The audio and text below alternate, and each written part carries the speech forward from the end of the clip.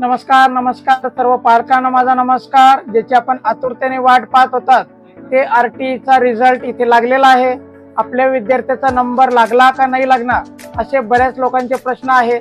त्यांना अडचण येत आहे की आपला नंबर लागला का कसं बघायचं आहे। ठीक आहे, तर आपण या व्हिडिओमध्ये हे बघणार आहोत की आपल्याला ते चेक करता आलं पाहिजे की आपल्या मुलाचा नंबर लागलेला आहे की नाही। ठीक आहे, त्यासाठी आपला जो ऍप्लिकेशन भरलेला फॉर्म असेल तो आणि त्याचा पासवर्ड आपल्याकडे असला पाहिजे। ठीक आहे, आणि जरी आपल्याकडे पासवर्ड वगैरे नसला, आपल्याकडे फक्त ऍप्लिकेशन फॉर्मची प्रिंट असली तरी देखील तो नंबर लागला की नाही हे कसं चेक करायचं हे दोन्ही मुद्दे मी तुम्हाला इथे समजून सांगणार आहे। ठीक आहे, तर सर्वप्रथम आपण इथे स्क्रीनवर बघू शकता ऑनलाईन ऍप्लिकेशन म्हणून एक ऑप्शन इथे दिलेला आहे। यामध्ये आपल्याला ऍप्लिकेशन नंबर आणि आपला पासवर्ड टाकायचा आहे। त्यानंतर इथे दिलेला सिक्युरिटी कोड टाकायचा आणि लॉग इन वर क्लिक करायचं आहे। ते केल्यानंतर आपला फॉर्म लॉग इन मध्ये जाणार आहे आणि त्यामध्ये ऍडमिट कार्ड या टॅब मध्ये आपलं ऍडमिट कार्ड जर आपला नंबर लागलेला असेल तर आपल्याला तिथे बघायला मिळणार आहे। ठीक आहे, ही एक पद्धत आहे। आणि आपण दुसरी पद्धत आता समजून घेऊया।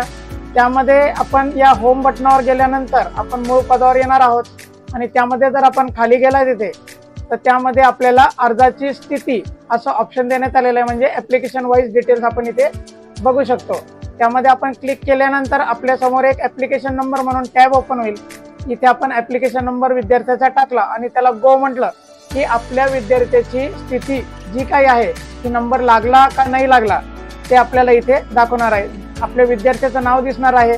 जर शाळा लागलेली असेल तर शाळेचं नाव दिसणार आहे आणि जर आपला नंबर लागलेला नसेल तर ते आपल्याला हे दाखवेल की आपला नंबर इथे लागलेला नाही।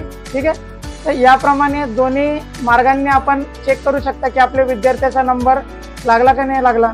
जर आपल्याला याच्यामध्ये काही शंका वाटत असेल तर आपण कॉमेंट बॉक्समध्ये लिहू शकता। जास्तीत जास्त आपल्या मित्रांना किंवा पालकांना किंवा इतर लोकांना शेअर करा, म्हणजे त्यांना देखील याचा फायदा घेता येईल। त्यांना देखील समजेल की आपल्या विद्यार्थ्याचा नंबर आरटीच्या लिस्टवर कसा चेक करायचा।